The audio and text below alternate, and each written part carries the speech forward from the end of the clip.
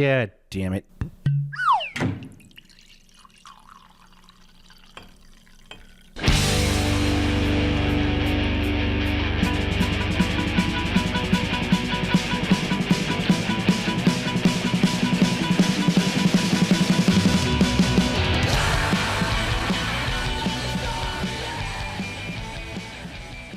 I am not a morning person.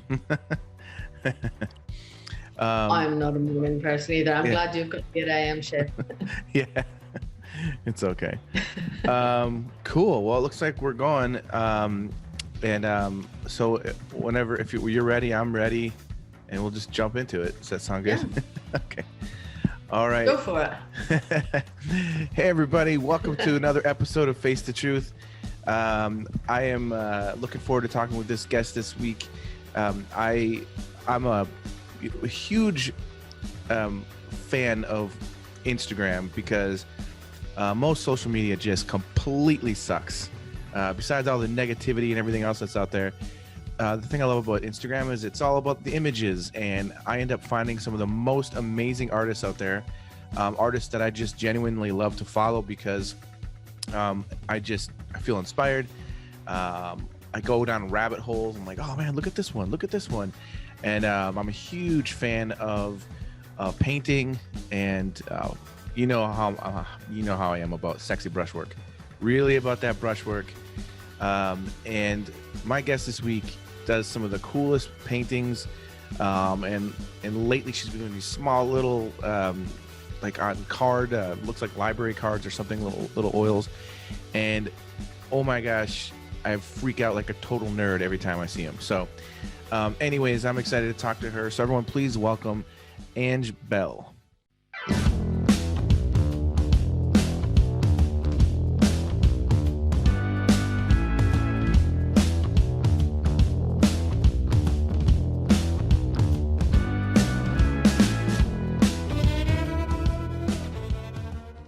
Hey, Jason, thanks. Thank you. And did I say that?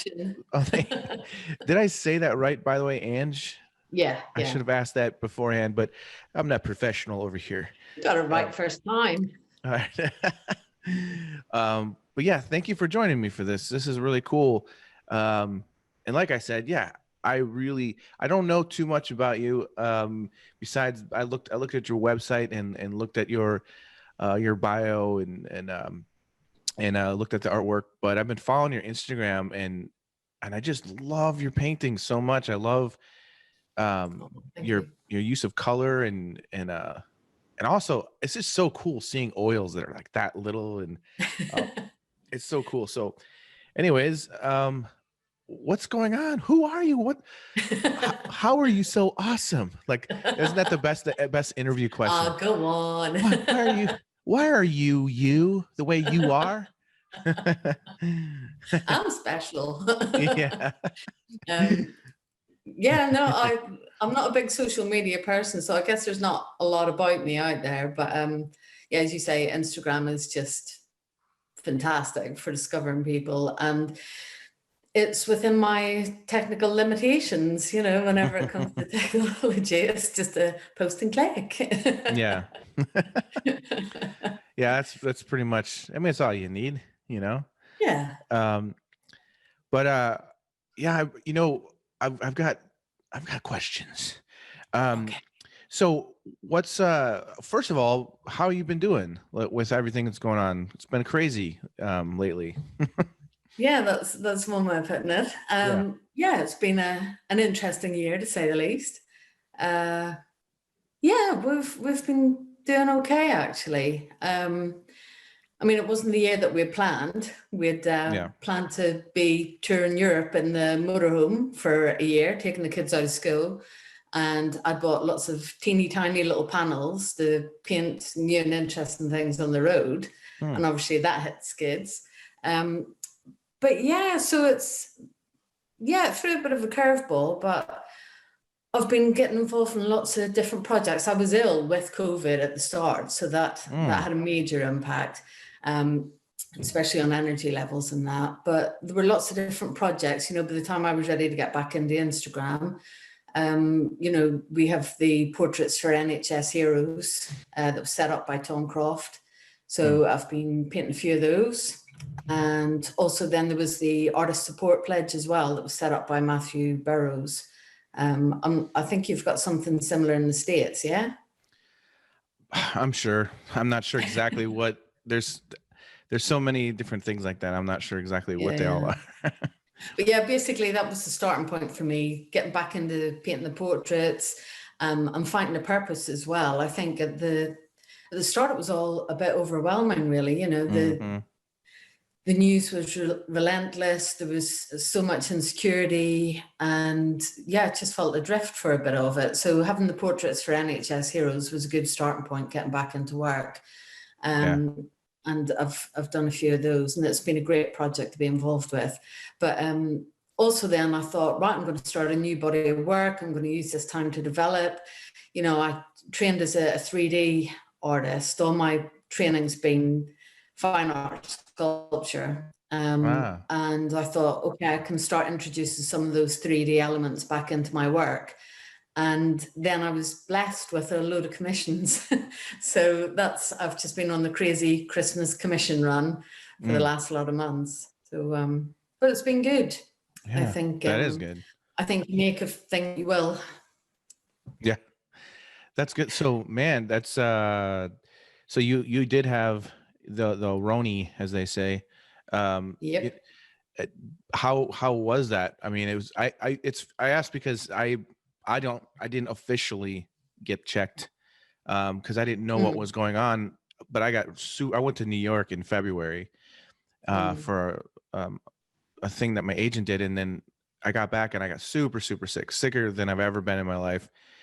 High fever for a couple days, and then basically for 2 weeks I was just out, and I never felt that bad, but I didn't think for once I had COVID because it was never talked about yet. Really, it was really brand new. Yeah. And then I later found out that a bunch of my friends in New York had it, so I assumed that's what I had, but I never got it checked out. But it's pretty scary though, isn't it? Whenever you're not, I'm not an ill person, so I knew whenever I had some of the symptoms, I kind of joined the dots pretty quickly. But it really floors you, doesn't it? Well, I never had the losing smell thing or anything like that, but so I remember I went and I laid in my toddler's bed, and I stayed there, and my wife and the baby slept in their room. So I could just be away, because I didn't know what I had, and I had such a high fever and just burning up. And I think the second night I sent her a text and I said, I think we need to go to the emergency room, because I was feeling, I didn't know. And again, at that point, it wasn't even a thing really. I just thought something's not right. My brain is boiling. I was feeling scared that I probably need to go to an emergency room, because I never had felt that terrible before. Yeah. But then the next day I just started feeling a little bit better. And so I was like, okay. And it wasn't the greatest. And it was just slowly for about 2 weeks. Just so tired and stuff. But I never went to the doctor. I hate going to the doctor. So me too. Yeah. So they never tell you anything good, do they, really? Yeah, I know. I try to avoid it. But yeah, I don't know. I'm thankful though, since that no one in my family has gotten sick. My daughter was just two and a few months back at that point, and she did get a fever for a couple of days. We brought her in. They said that she had the flu. So there's a chance that I just had a really, really bad flu. But anyways, it's all terrible. This whole year has been like a mess. So it's good to see that you've been keeping busy and continuing with the work, because I talked with a lot of artists, and some people don't even feel like creating. They're just like in a weird, like low place. So I think it's awesome that you got out there and just you're doing it still, I think, I've got 2 kids, so you're up anyway. Yep. Yeah. So you might as well be doing something, and the studio's the only quiet place, Yeah. So, but yeah, no, I think it's I think you can look at things, it depends on which way you look at things. You know, we had a whole year planned. We'd got an exciting adventure ahead of us. And as I said, that hit the skids. And, you know, you can look at things one or two ways. You can either think, you know, this is awful, this is the worst thing ever. Or you can think, okay, well, I'll use it to my advantage. You know, one of our reasons for going away was to spend more time with the kids. Well, we got them 24/7, you know, so careful what you wish for. But, you know, I think everything can have an upside to it. But yeah, it has been pretty shit. I think there's no two ways about it.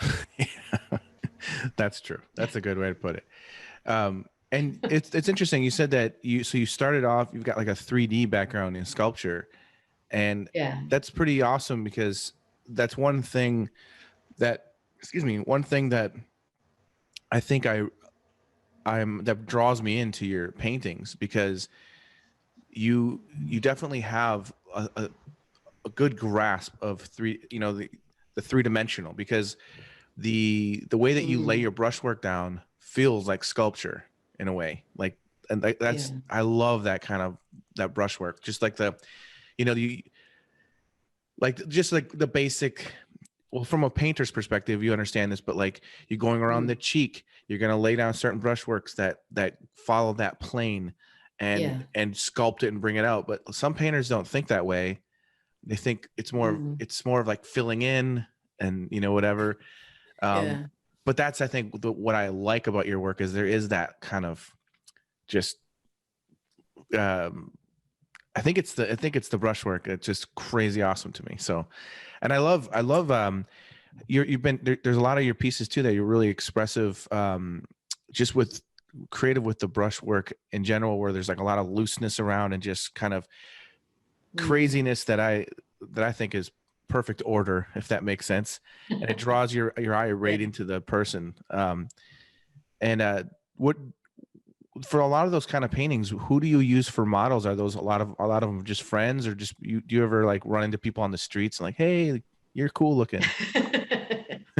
You know what? I do have a habit of eyeing people up in the street, just thinking you'd make a really great portrait. But no, I tended to, I do a bit of a mix really. So I work from vintage photographs. So I've always collected those. There's something special about photographs, you know, especially the vintage ones. You know, we've got so used to now with technology, you snap a load of pictures and then you delete the ones that people don't look quite right in. But because photos were so expensive to produce, they were really treasured. And so even the ones that are blurry or badly cropped, you know, those kind of things, those were aspects that really drew me to the photographs.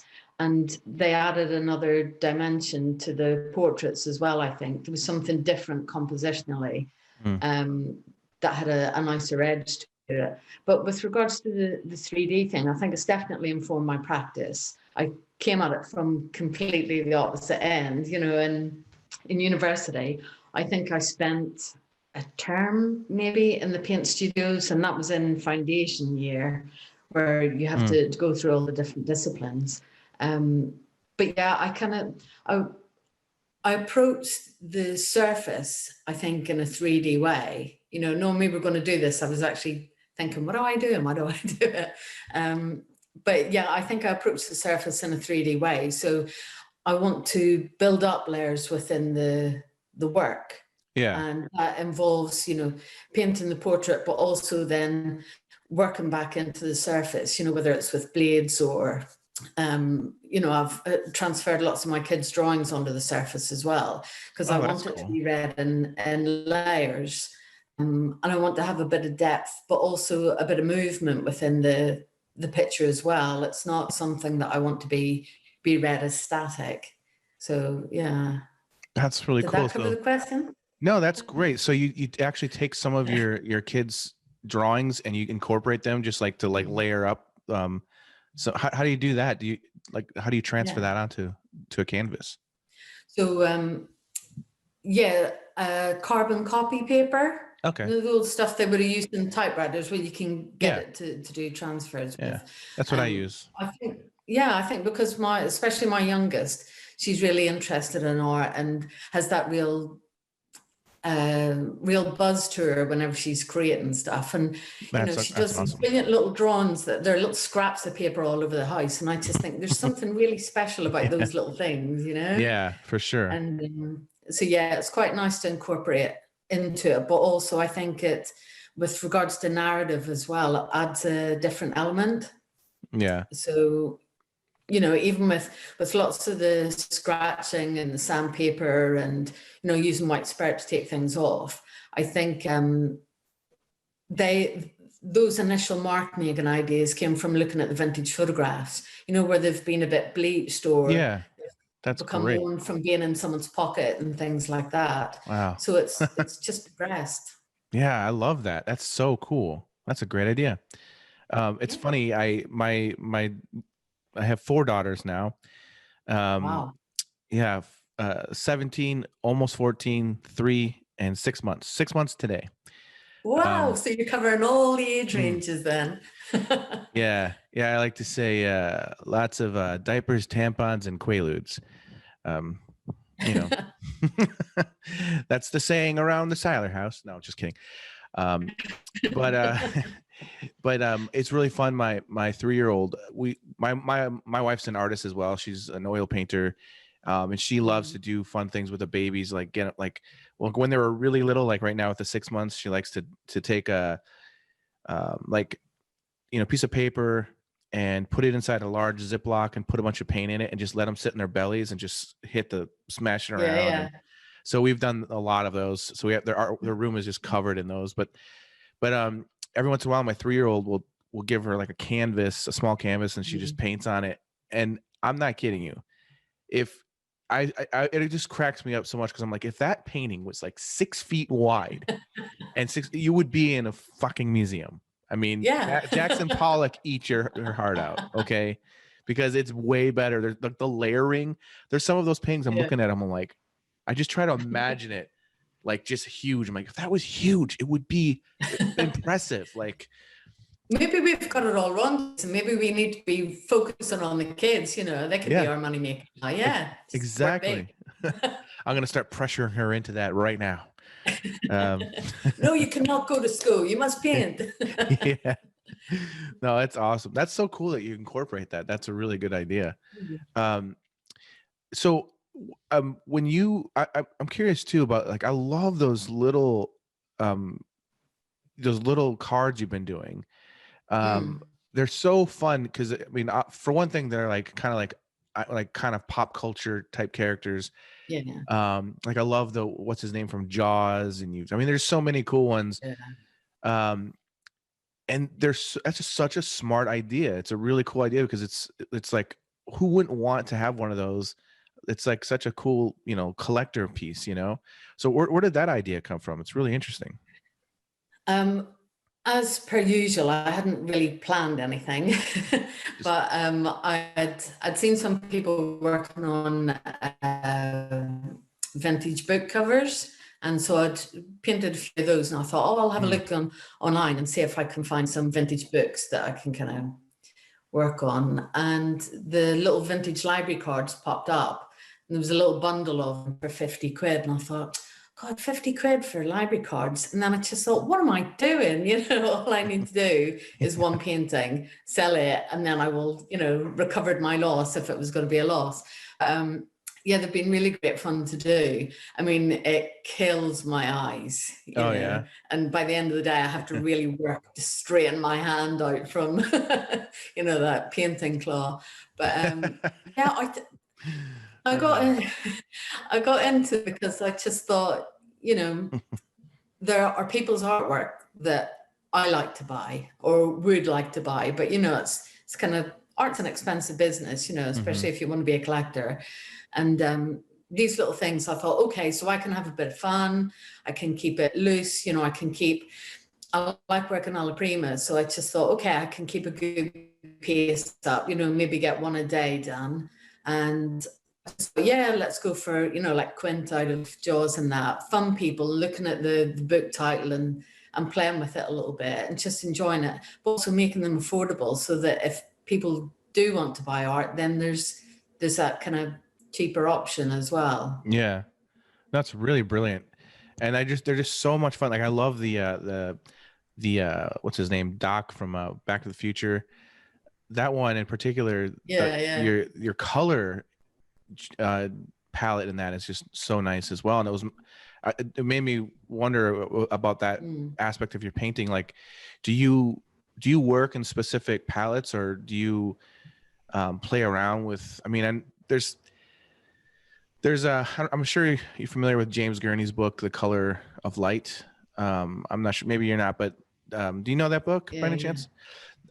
One thing I love about that book is just the insane amount of palettes that, like, I never even heard of before, that I've started experimenting, playing with.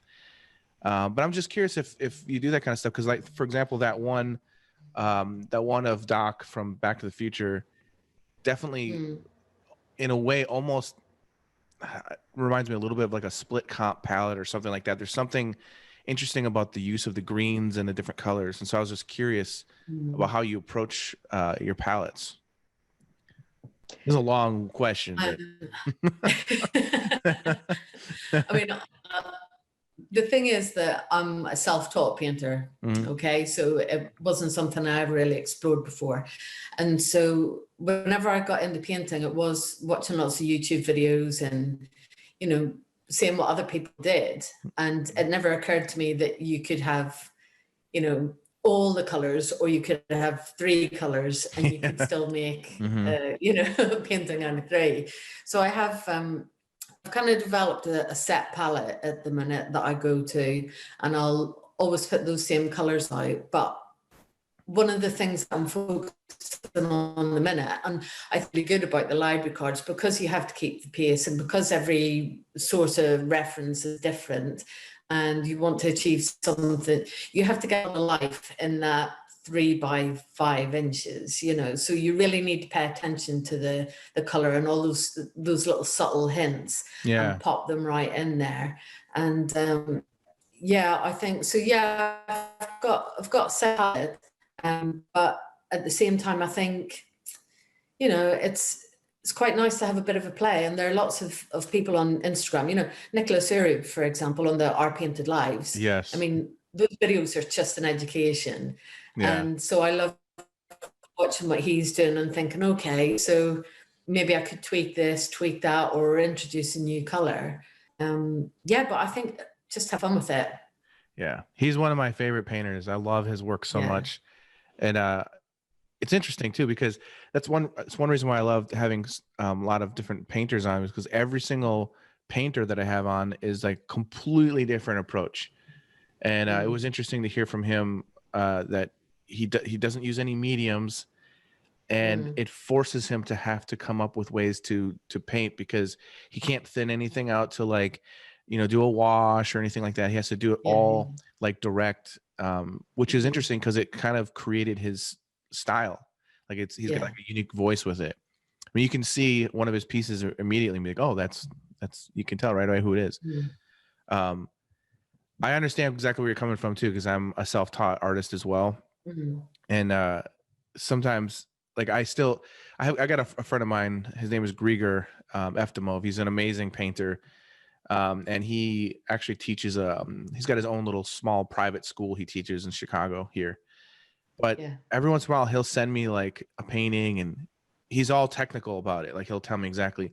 But he does paintings that I think are just like black, burnt sienna, and white.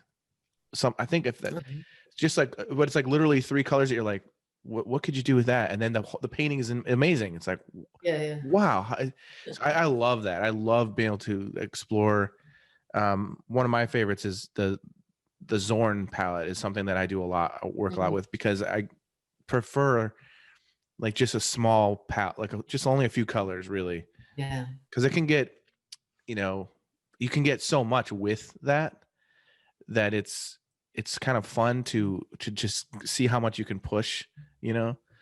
But do you ever get so is the Zorn palette your go-to? Is that your I mean, it's sort of, but I don't know. I've done that a lot throughout the years, but I've kind of got to the point now where I introduce a bunch of other colors. So, but I do like to keep it very much about primary colors, and like I don't go and I don't buy violet tubes of paint. I just make violet. Yeah. I Well, see, like that's to, it.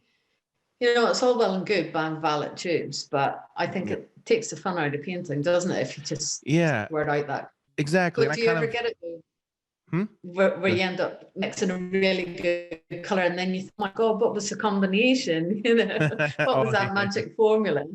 Yeah, that's happened before too. Or run out of it. But I mean, I kind of feel like if by doing that, I feel like there's more harmony in the painting. Yeah. Like I mean, there have been times where I've bought in tubes of a certain like more something more orange because I wanted to push something more, but Yeah. I would prefer just to mix my red with my yellow and do it that way. And it to me, it just I paint. I'm more of a kind of a direct painter. Like I'll do like an underpainting of sorts sometimes, but I really just like to just go Mm. as I paint as I go. Like, you know, some people like to pre-mix everything. I just Yeah. kind of jump in and um like Well, see, that's the thing. You know, I look at some people and I just think, okay, so if I mix like roughly the kind of base of the flesh tone and that, those are the ones that I just don't end up using. I have such a scrappy palette where it's just little dabs of this, little dabs of that, and continually mixing as I go. But yeah, which can be a headache, but also I think it's, yeah, you got to have fun with it, don't you? But what do you yeah. prefer though? Because I mean, I'm not technical at all. You do a lot of digital work, Hmm. and are there pre-mixed colors that you click on there, or how does that aspect work? I mean, there's a lot of different ways people paint digitally. I paint digitally in a very traditional way. Sometimes I do underpaintings. Okay. I I kind of will look at Hmm. basically when I paint, all I think about is temperature and values. That's pretty much all I focus on. And so if I put down like a mid-tone, um, I kind of do that quickly just based on feeling. And then I'm like, okay, well, that side is a little cooler and there's a little bit more, you know, it's a little bit darker, or there's, you know, I think about it just temperature. And if I'm trying to actually match color exactly from a photograph, first of all, I don't see the point of that. And secondly, Hmm. like, I don't know, it's like, it doesn't feel like painting. It's Yeah. like, and I feel like there's more energy and life to it. If I'm just, Yeah. you know, um, I, I had um, a, I had a really good talk with Aaliyah Chapin. Um, and Mm. her paintings are just, I love her paintings. And one of the things she told me that it kind of changed things in my mind. What I was working on some oil commissions at the time, and she was just saying like, oh, like when I mix, you know, I'll mix a color, because I was saying how isn't it frustrating sometimes how you'll mix your color on your palette and then you go to put it on and it's just way off from what you thought. You know, you're like, oh, see, that doesn't really happen when you paint digitally because you can tell immediately. But like you're sitting there mixing the color and it looks good, you put it on there and it's just like way off. You're like, oh, and then you can scrape it off or whatever. And she goes, oh, no, no, no. What I do is I just leave that mark there. And then I go back and I mix and I just do another. And she keeps going until, but she always leaves everything there. And then Okay. and I was like, wow, that's interesting. And she goes, what it does is it kind of creates like an energy, like there's like a Mm. movement and she's like, it's fine if it's off. You just can kind of paint on it or around it. And so I thought Mm. that's really interesting. So when I went back to work on my painting, like a couple hours later, I started doing that. And Yeah. it was like something new clicked in me. I'm like, oh my gosh, I'm a different and better painter already. Like, I don't know. It's like sometimes the simple things like that, you know, Yeah. that was brilliant. But it gives it the painting. Because sometimes I think as artists, we feel it's easy to get kind of stagnant or stiff and repetitive, Yeah. and it's got to be so perfect and this and that. But for me, the Mm. longer I paint, the more excited I get with the brushwork and the movement and expressiveness with it. Yeah, it's interesting. But isn't that the key to it, though, to be excited by your own work? I think, you could find a formula, as many, even legendary artists, famous artists have done. They find a formula and they stick to it for the rest of their life. And I just think, well, where's the fun in that? I think you've got to be excited by your own work. You've got to be excited by the process. And, I think I'm really at the beginning stages of being a painter. And I just think there's so much to learn. Mm-hmm. I mean, this is what's really good about people like Nicholas Urib as well, is that he's really generous with his knowledge, and but also you can see the excitement and enthusiasm in his own practice, which kind of inspires you as well, Oh yeah, no, for sure. That's one thing that I really appreciate is artists that are willing to show, their behind the scene type thing. I think it's a cool thing. I had someone write me recently, and it was just funny. I get a lot of like messages like, how do you do this with this color or whatever, and there's just a lot of people that want to paint but just don't quite understand. It's not as complicated sometimes as people make it. Like someone that wrote me and asked, how do you, like, what kind of palette do you use for a person with darker skin? And I just said the exact same palette I use to paint someone with lighter skin.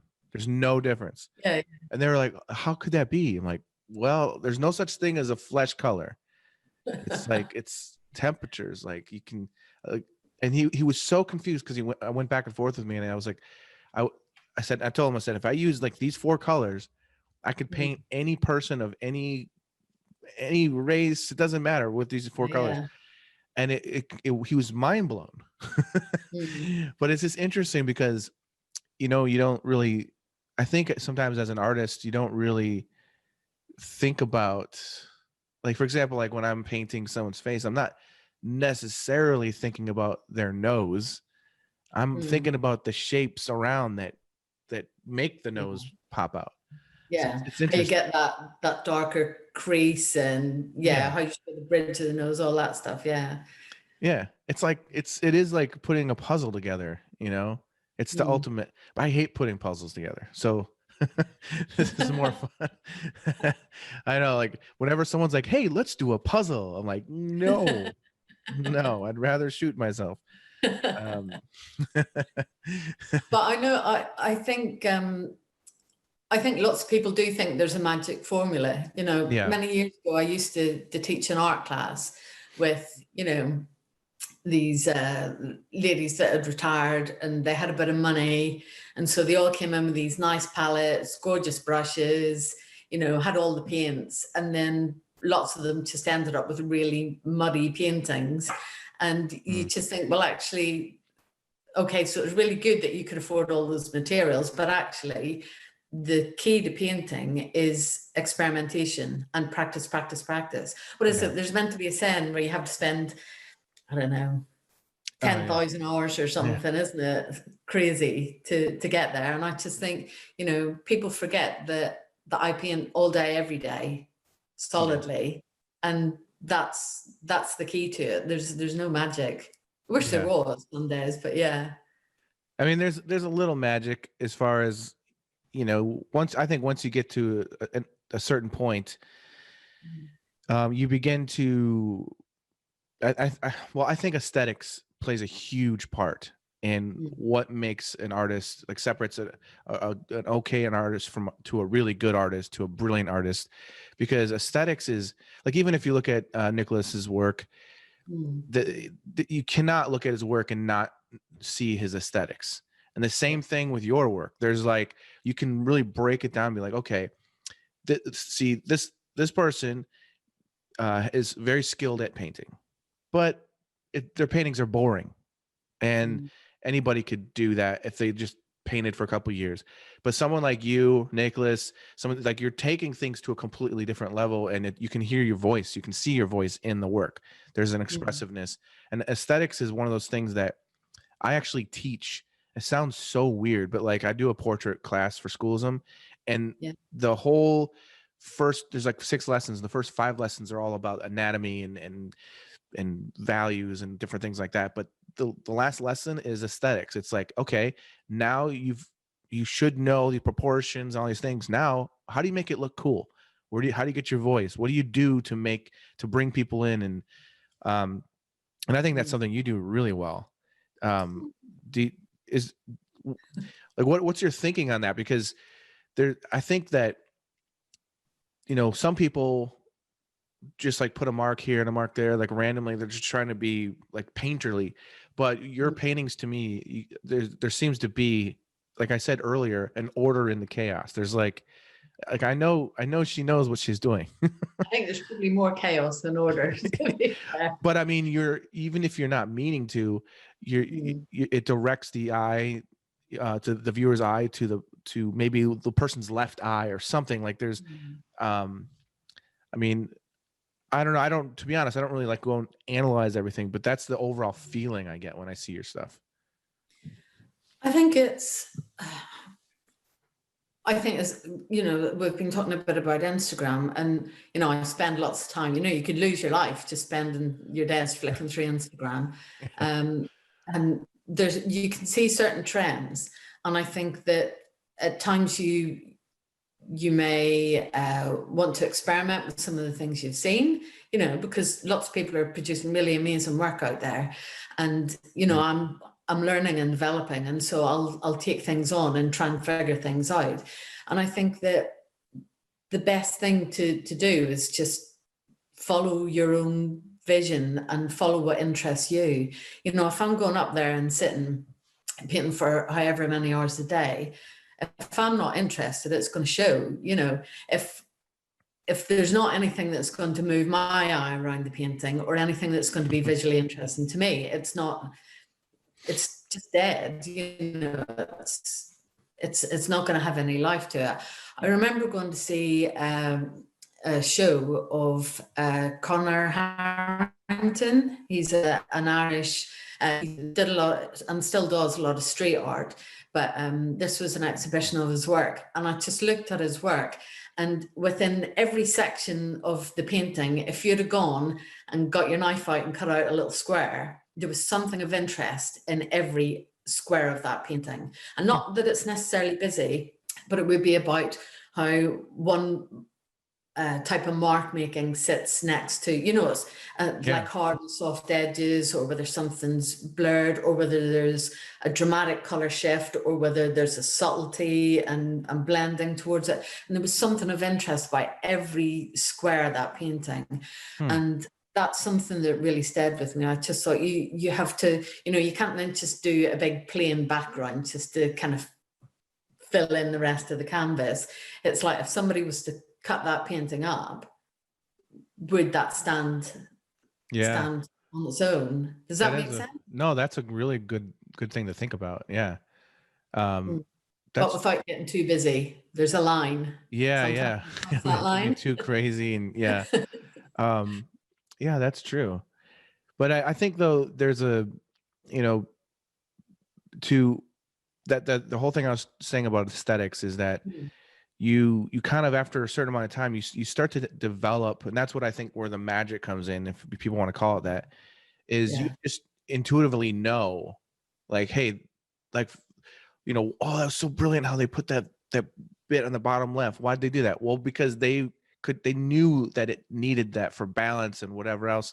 And that's just something you develop. And I think that's maybe what it means about the 10,000 hour thing, because like my dad's a painter and he's a pretty awesome painter. He mostly does like plein air stuff now, but he, early on when I was younger, trying to learn how to paint, and I was teaching myself because I moved very far away, but I still had my dad where I could like write him and be like, hey, like when I was in my early 20s, I remember visiting my dad and saying, like, showing him some illustration work that I really liked, and I said, I want to learn how to paint like this, but I don't. And I was just learning. I was just teaching myself how to paint. Yeah. And then he did a little demo for me, and it went way over my head. I didn't, I didn't understand. And he was like, so, and he didn't say anything. He just painted and I watched him. So it wasn't like he didn't like tell me step by step. He just did a painting. Yeah. And he was looking at himself in a mirror and he did like a self-portrait. And it was funny because he asked me like, so do you think you didn't ask any questions or anything? And I was like, no, I was just watching. He's like, did you get anything out of it? And I was like, I don't know, man. I still feel very confused. But then the interesting thing was the next time I went home and started painting, something had clicked. Like, just, and I think the 10,000 hours or, whatever, what my dad told me was, he's like, hey, you're going to have to do at least 100 bad paintings before it starts to, and I don't know if I necessarily agree with that because it didn't take me 100 bad paintings. Look at you. I don't mean that in a cocky way. I really just I painted and painted and painted, but I didn't do that many before I started to feel like I was really getting it. But what I think it means is it's like after a certain amount of time, you start to just, you might have the foundations down. Like you might know how to draw well. You might know how to mix your colors well and everything else. And it all might come together. But even though it all comes together, it doesn't mean that you're a great painter. It means you understand, you can like, I don't even know if I'm just making sense, but it's like a student that graduates from art school and they did really well in school and they've got a great portfolio, but then they want to do magazine illustration or they want to do fine art. When they bring that portfolio to someone to review, they're like, oh, you got to come up with a whole new portfolio because nobody wants to see art school stuff at all. No one wants to see a still life or a model laying there awkwardly with a drape. No one cares about that. So I think that's kind of what it means is, but that's something that it doesn't just happen. That part of it, But it's learning through your own painting, isn't it? If I don't know whether it would be evident to somebody else if they were looking back at some of my past works, but I can see little bits of things that have worked. And so you have that in like your little tool bank,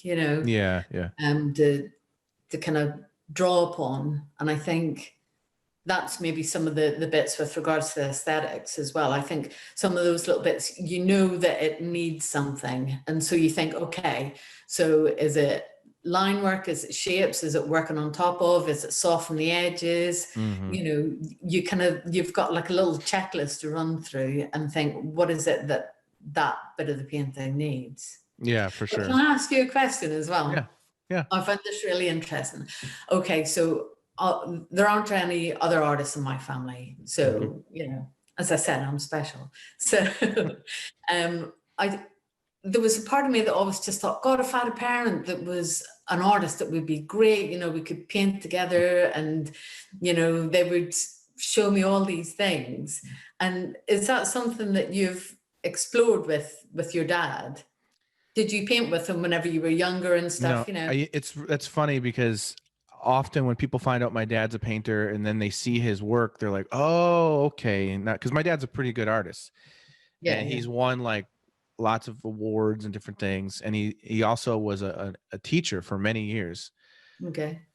But so I grew up around an art. My dad was a wildlife artist when I was a kid. So I had like bird heads laying around and all kinds of different things.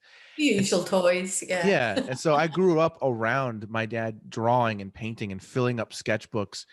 And to me, like my dad didn't really sit me down and teach me. Like I was surrounded by art. My dad's a musician as well. And to me, that was just normal life. And so all I wanted to do was to draw. And I just, when I was a little kid, like I'm talking like it's probably 3 to 4. That's basically when it was just nonstop, just draw. And by the time I was like 8, 9, 10, I just had sketchbooks just filled. That's all I cared about. Yeah. My dad even grounded me once because I was drawing too much. He took me to the movies and I was, instead of watching the movie, I was drawing in a sketchbook. And he was like, that's too much. See, my mom used to say, go out, go and play, go out. And it's Yeah. like, no. Yeah, see, my dad would do that too. Like, I would go out and play with the neighbors, and 10 minutes I'd be back in drawing, and he'd kick me out. No, go. So I remember asking my dad certain things, and then he would, one time I was like, I think I was in like 6th or 7th grade, and I was asking him if he could teach me how to paint.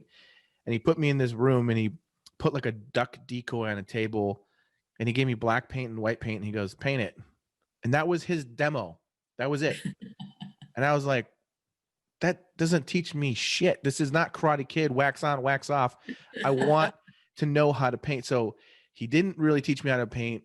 He made me work hard and figure it out on my own. He did. I remember one time he did a little painting of a nutcracker. And I watched him do that, and that was inspiring. And I went back and I just tried. But for the most part, he didn't really teach me. It's just, I just was around it. And I learned, I think, from his work ethic. And he was an art teacher for high school, and he taught some college classes. So I think, and it was weird because I had terrible teachers in school. And I'm like, my dad is like this awesome artist, and he teaches for these other schools. I'm going to this school, learning from this dipshit who doesn't even, I don't even think he's an artist at all. He just talks about art. And everyone gets an A for just being in class. And, but basically when I got to the age where, my dad probably would have taken me more seriously to learn, then I just blew him off. And all I wanted to do was draw Ninja Turtles or Batman, or I just wanted to do my own thing. And then, you probably knew it all at that age, didn't you? I did what? That's you probably knew it all at that age as well. Oh yeah. That's the problem. Yeah, exactly. I probably didn't want. My 12. Yeah. Oh, you froze. Oh, I was more like, I don't want to. Yeah, I can draw my own things. And then, when I was 18, I moved away. I moved to Chicago, and I've been here ever since. And then I just slowly became my own artist. And so there's times where I'll go back, and my dad will do some painting, and I'll go paint with him. We'll do plein air painting. But I usually end up stopping my painting and just watch him for a little bit, just because I feel like I'm learning something. Plus, plein air painting is just like, oh, it's so frustrating. I get so frustrated doing that. But yeah, I don't know. It is interesting because, people assume that, and I really think what I got from it is just growing up around art. Like, to me, I don't know anything else. Like, that's just, for me, it's like I don't know what else I could do besides be an artist or a musician, or I don't think I could handle like a normal thing. And I don't push art on my kids. Whatever they're into, I'll support. But they are all pretty artistic in their own ways, and I try to encourage it and everything. But yeah. I think my dad didn't want to push it. In our house, I think in our house it's the same. As I said, well, both of them are into art, but my youngest in particular. And we always have lots of pens and coloring pencils and paints and all the stuff lying around. And I'll say, like over lockdown, do you want to? We'll do some painting and stuff like that. And she's like, nah. And then I find her watching this guy drawing a pussycat or something on YouTube, and just going, this guy is awesome. I mean, look at this. And you think, that's a real kick in the teeth for me, But also it's, well, kids always think you don't know anything anyway. But I had romantic visions of us sitting drawing together. My 17-year-old is in a special arts program in her high school. And every once in a while, she'll be like, oh, I'm having a really hard time. And like, with this portrait class, and I'm not sure how to, she's just like complains about, or she's having a hard time or whatever. And I'm just like, hello. Like, what? I help here. Yeah. Like, but it's hard though, because like, she did a portrait last year, and she asked me to help. And I went. It was like a self portrait she was doing, and I went up to it. And I'm like, oh man, okay. So I tried to teach her just like how to measure, and I found myself like just doing her whole entire drawing. Because I'm like trying to show her, no, then you do like, you're gonna have to measure this and this and see this, and by the time I'm done, it's like, I think I just drew this for you. So, but Maybe yeah, I that was mean, our plan all along, you know. yeah, but yeah, I I think it's great though. Like I love, it's cool now. It's cool with my dad because, you know, I he's doing really well with his work, and he's been getting to some cool shows and stuff, and it's cool to see that he does like well over 300 or more paintings a year. He sometimes he does 2 paintings a day, Wow. and he's like 65, almost 66. But he just doesn't stop. He's like he just paint. I mean, he just had carpal tunnel surgery, and they told me he couldn't move both his hands for like weeks, and then he's still painting. And I'm like, why are you doing that? But he just can't help it. But I think it's cool now that like he can But it see is addiction. Do you not find that though with yourself? Do you like not? an I mean, addiction. I like having time off, but Hmm. I love it. I think I feel better in myself Yeah, whenever I paint. yeah, Do you get that as yeah. No, I do. But I mean, I also like if I had carpal tunnel surgery on both my hands, I think I could take a break. I think I could just rest for a few days and but yeah. my dad, he's like nonstop. But it is cool to be able to have someone you can talk to and show him the work, and or like when I show him a painting, he doesn't just say, "Oh, that's really good." Like he'll like say, "Oh, wow, I like the way that you controlled the light in this one," or whatever. So like it's like he understands the language, and so that's kind of cool. Um, but I mean, it's interesting too for you, like to grow up not having that and become an artist. I think that's really cool. I mean, were you always creative in that way when you were a kid, or did you grow into it later? Yeah. Yeah. So you were No, the weird always. one. Yeah. But it's really strange though, because it was really appreciated. And, my mum would have some of my pictures up and that as well. And yeah, I would send everything that I needed, but it's almost like they didn't know what to do with it. Mm. What do you do with a kid that's always painting and drawing? Just And let him then go. I got to the point, I got to the point in school where like, what are you going to go on and do at university? And to me, it was just a no-brainer that I was going to go on and do art, Mm-hmm. And I remember my parents being really kind of stressed out by this, and thinking, well, you need a career, why don't you go and be a hairdresser, or you like arty things, go and be a window dresser, or, and trying to find all these kind of creative jobs. And I just thought, and at the time, artists were viewed as potential drug addicts or thieves. It's just like, you don't want your daughter to become one of these. I just remember my art teacher, who I'm still in contact with now, and she was like, "No, and they were told. No, I you're mean, from I came out the other side and was completely clueless. you're from Ireland, right? Yeah, yeah. Okay, because like I got a different like I went to Ireland. I've been there once and loved it, um, Mhm. and it was really great. I I didn't even really have any set plans. I got a car, and I just drove. I started off in Galway. Was there for a few days, and then I just went around the entire Oh my like, goodness. and I would just end up in a little town and just find a bread and breakfast, and just so I had no plans for anything. It was so fun. But I got the feeling that That's the arts were like really celebrated there, because like I would sit in a pub and just start sketching, and people would go crazy. It was yeah, like, yeah. and I started making money. Like I couldn't believe it. Like I was sitting in this pub, and It's just and everyone's got their pints of Guinness, and it's just like great. And I'm just sitting there like drawing, having a great time. And then people come up and go like, could you draw my friend? And I was like, sure. And then give me like, 20 euro or whatever it was. I can't remember exactly, but I would like basically be drinking for free and hanging out, just sketching.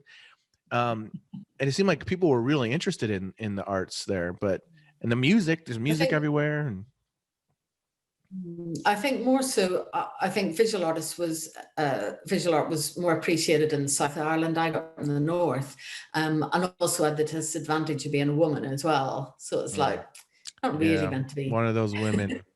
Things for yourself, But I mean, Ireland's great for the arts now. There's lots of different things going on, and I think, I think within the culture, it's really measured and valued now. And do you find that it is like that though in Ireland, where women are not meant to be artists or whatever else? Does it still have that kind of feeling? It seems. Yeah, I mean, crazy. I moved. I'm based in England now, and I've been here since 99, so over 20 years. But yeah, I think things are changing. But I think whenever you grow up with being viewed a certain way and having certain expectations on you, I think you do carry some of those limitations with you. But I don't pay any attention to them now. Yeah. No, that's older mind. Yeah. No, I know. It's definitely. Being able to draw though was the savior at school. I was really quiet, but I got the attention, and I got left alone by any kind of rascals because I could draw things for them, and I think people are fascinated by people that can draw or make something or create something. And it's a currency in life, I think. Yeah. I thought that when I was in high school, but it didn't. I got bullied so much. And I was always like, kids were impressed with like, oh, but they're only impressed for a few minutes. Like, like, cause you could do that, but then like they would pick on me later, I always, I can't remember who it was, but like I was talking to somebody. I think I was talking with Anita Kuntz, she's an awesome illustrator. And I was telling her about the same thing. And I was just saying how I used to like fantasize about being kidnapped when I was a kid, because I thought that like I could show them my superpowers of what I can do, my drawing abilities, and they would use that. So they wouldn't hurt me. They would like use my abilities to like, make them money or something. And I'm like, I'm thinking that was really a messed up thing for a kid to be thinking. Like, I wish I could get kidnapped. So I hated school. Mind of a child, eh? Yeah. Oh man. But I do think it's awesome. Like, it's funny because when I met my wife, I was going through divorce, and it was pretty rough. And I'm this guy I got 2 daughters, going through divorce, covered in tattoos, and I'm dating this girl, and she wants me to introduce me to her family, and I'm just like, I don't think this is gonna go well. Like, I was so nervous and scared to meet her family because, like I said, I'm like covered in tattoos. What does he do for a living? Oh, he's an artist. Like he's going through divorce. He has 2 kids. Oh, he's got a vasectomy. What else? Like, so, but it was interesting because when I first met them, I was surprised how opposite their kind of lifestyle was from mine as an artist. But at the same time, they accepted me like right away. And I'm like, this was not what I expected, because a lot of times when I meet people, you sometimes get that little reality check though, where you're not as fascinating as you thought you were. Oh, I don't really think like I've been put in check so many times. Like usually look, when I'm out somewhere, and I meet people, like, it depends on what the vibe is, like what kind of crowd you're hanging with. Some places, if you tell people, oh, I'm an artist, they're like, oh, that's cool. But some places, that if Yeah. you say you're an artist, they're gonna go, oh, okay. I thought so by the way you looked. Um, that explains all of Brilliant. that. um, but then when they say, oh, well, what kind of art do you do? And you need to tell them like, oh, I do this and that, and and then when you kind of share like maybe some cool accomplishments, then all of a sudden they're like, oh, honey, come here, meet this guy. So like it can change, but for the most part, you get judged right away. you know, I'm used to that. Yeah, It's not yeah. like it's not a big deal. But but anyways, But now you get to whip Time magazine. now what? Sorry. Now you get to whip out the cover of Time magazine. Oh, yeah, That's yeah. I can start. that's good, kiddo. I'll start off with that from now on. Have you heard of Time magazine? Yeah. No. That, It might not be. that was an excellent piece of work. Oh, thank you so much. Congratulations on that. Thank you. I It was appreciate really that. cool. But it might not be the greatest thing to say because, I'll just say this real quick. Like this is the second time I've done Person of the Year, and it just blows my mind. Like it was just amazing to me. I couldn't, like, I got super emotional. I couldn't believe it. I just like, this is like, for me as an artist and an illustrator, it was like, it doesn't get much better than that. And I was so excited. I feel so honored, and it's such a historical thing. Yeah. But I have never gotten so much hate mail and terrible messages, and never in my entire career of over 20 years of being an illustrator, I've never been bombarded with so much malice and just pretty terrible things sent to me. And I'm like, I'm in shock about that. I've gotten a lot of support from people, but if I listed all the things that people have been writing me and saying, and it's unreal. Like, I show my wife, I'm like, can you believe people are saying these things to me? This is crazy.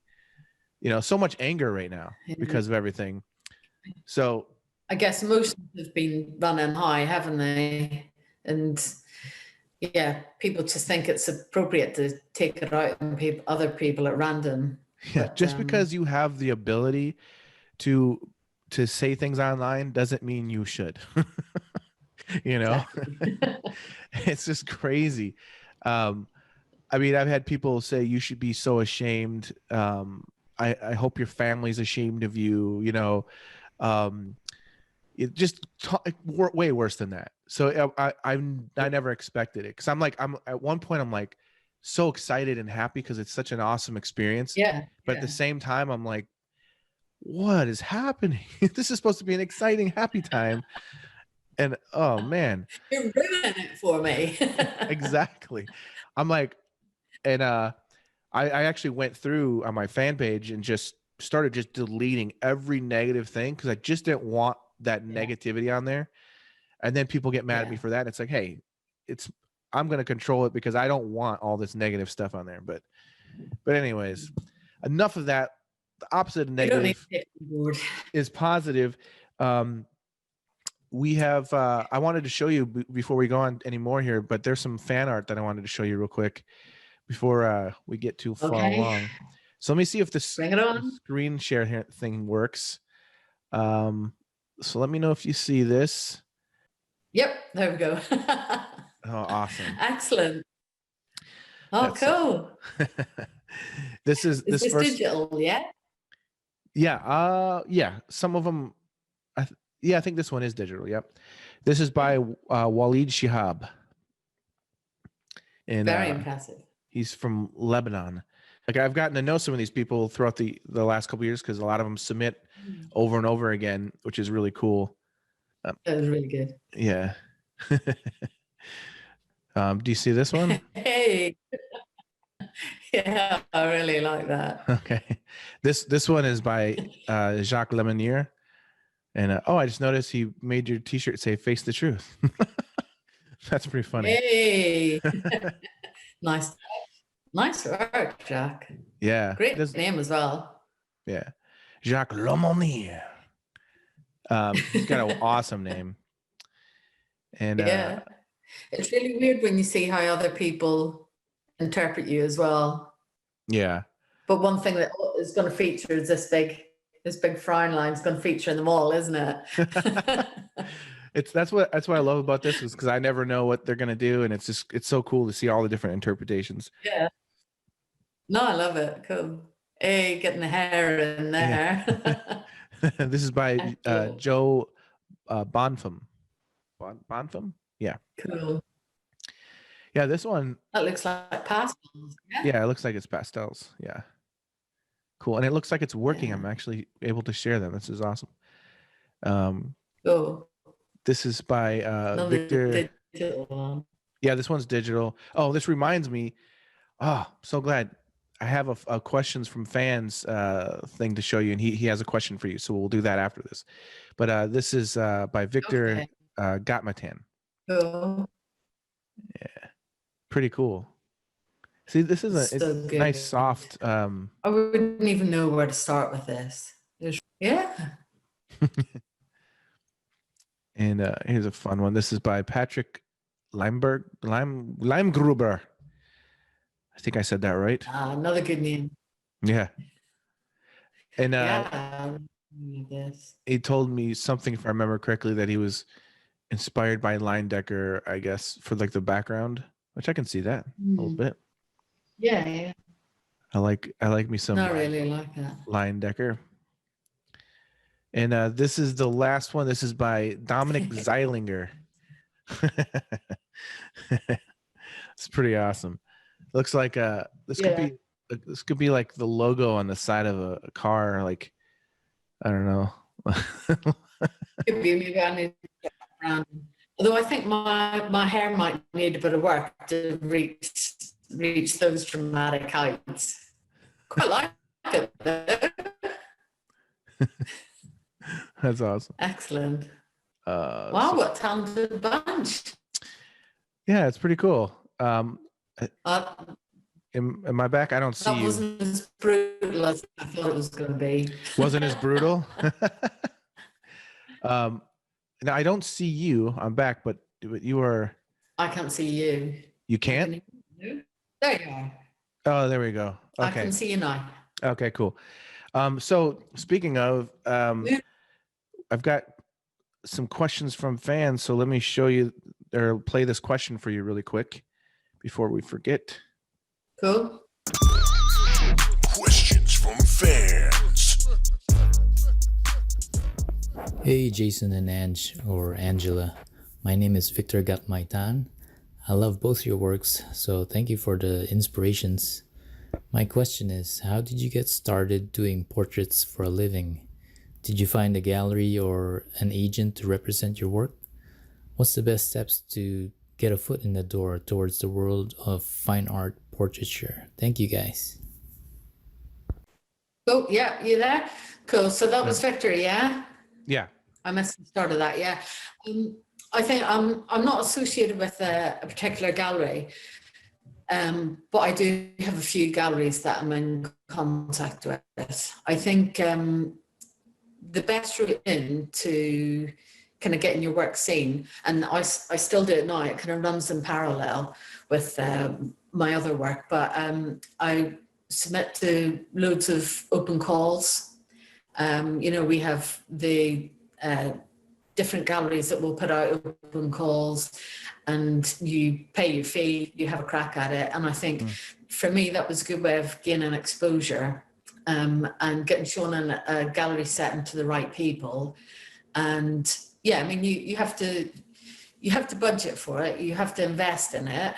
But if you don't invest in yourself, then nobody's going to invest in you anyway. So you got to be up for it. And I think just getting your work seen. I mean, I've been quite fortunate, really, in the galleries that I've connected with, they've either seen my work at other exhibitions or seen my work on Instagram. And, you know, for a long time, I thought that I needed to get signed up with a gallery, you know, exclusively one gallery who was going to promote me. But I think times have changed, really. I think, especially during 2020 as well, I think, you know, people are looking online at buying art. There's something nice about buying direct from artists. You know, I got a shop on my site because actually, if I'm going to sell work to someone, it's nice if we keep it chatty and informal, you know, and then they can feel free to approach me or ask me different things or maybe other than that. So I don't think going exclusively with one gallery is the answer anymore. I mean, obviously it would be nice, but because I always feel like I'm hustling, you know, looking for the next opportunity. But I think I don't have anybody telling me to do a certain way or, you know, produce a certain amount of work for them. I feel very much in control of my own work, but I've found other ways of getting it out there. Yeah, I think that makes sense. I mean, unless you're like, I mean, I know there's some artists out there that are just like crazy huge that they, you know, they just, they already, before you even do their paintings, they've already been sold kind of a thing. But I don't think most of us live in that reality. So it's actually kind of nice. Maybe I'm just a little jealous. Well, I mean, I think, you know, the other thing that I haven't really done too many gallery things, but I'm always shocked by the percentage galleries take. It's crazy. And I feel like if you can do it yourself and be like, you know, directly in control of it and in contact with your client and have sort of like a relationship that you build, that's probably nothing better you can do than that, you know? I was wondering, like, when you said earlier that you paint alla prima on those smaller ones, do you do that as well on your larger paintings? Or do you ever do like underpaintings? Or just curious about that, because the little ones, the alla prima, makes sense, they're smaller, but I don't do underpainting.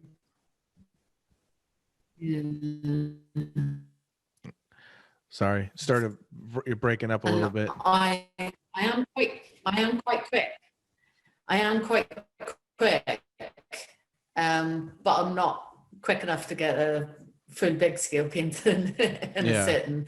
But I try, and I think because I'm in the studio every day, you know, I can put the oils in the fridge, you know, keep them fresh, and I just try and keep a decent pace up, and then I can go back in and refine and tweak. But no, I don't have the patience for underpainting. I want to get stuck in. Yeah. That makes sense. Just want to jump into it. So you actually put your palette of paint in a refrigerator to like, so they just last longer? Yeah. That's interesting. Yeah, if you put it in the freezer next to your chips and veggies, then it can keep fresh for a couple of days. Huh. I haven't actually, for years I've been using this David Kassan had like this little palette with the parallel palette. I don't know if you've seen that. Yeah. It's got like the cover over it and everything. Usually when I'm working on a painting, I'll just keep it in there and it's fine for just like that. But I've never put it in the fridge before. I should try that sometime. Yeah. Yeah. But yeah, that's awesome. Hey, thank you so much. It was really fun just getting to know you and talk about art with you. And I'm so glad that you're better, that you got over the whole COVID thing. And this has been a crazy year for everybody, obviously. Hopefully it starts to make a turn for a little bit, something better. But I think it's encouraging to see like you just keep going with the art and pushing things, and it's just awesome. Is Instagram is basically your main place that you're sharing current work and that sort of a thing? Just want to make sure people follow where they can follow along. Okay. Yeah, no, my website is criminally out of date. So yeah, Instagram tends to be the best place because I update it a couple of times a week, you know, put some little videos up there, put little pieces that I have for sale up there. So that's the best place to find me. That's awesome. But and I have a few online exhibitions on at the minute with the ING, the Discerning Eye, and the Royal Institute of Oil Painters as well. So people can find my work online there. Okay, cool. And by the way, her Instagram is Ange Bell Art. So it's pretty easy. And I recommend following it because it's pretty awesome. I love it. And I mean, isn't it kind of weird to think people, most people that are looking at your work and liking it are probably using the bathroom. I find that almost every time I'm like going to the bathroom, that's when I'm like, oh, look at this one. And I'm like, I just thought about that. I'm like, I wonder how many people, when they leave you comments or they like things, they're taking a shit at the same time. Anyways, that's something else that we can explore in the future. That's not the conversation I thought I was going to be having today. Thanks, Jason. Hey, I got a good laugh, so it's worth it. I like to collect the laughs. Thanks for having me, though. I really appreciate it. And, yeah, thanks for joining me. Yeah, you should try and shy away from things like this. But you're such a dude, I couldn't refuse you. Well, I really appreciate it. Like I said, I'm a fan of your work, and I really appreciate you taking the time to talk with me. And and have a great Christmas next week. I can't even believe it's next week already. It's crazy how fast time has gone. Have a great time with your family. And to everyone else, same thing. Have a happy holidays. Be safe, and we'll talk to y'all soon. Cheers, Jason. Merry Christmas. Cheers. You want answers? The truth shall set you free. I think I'm entitled. You want answers? I want the truth. You can't handle the truth.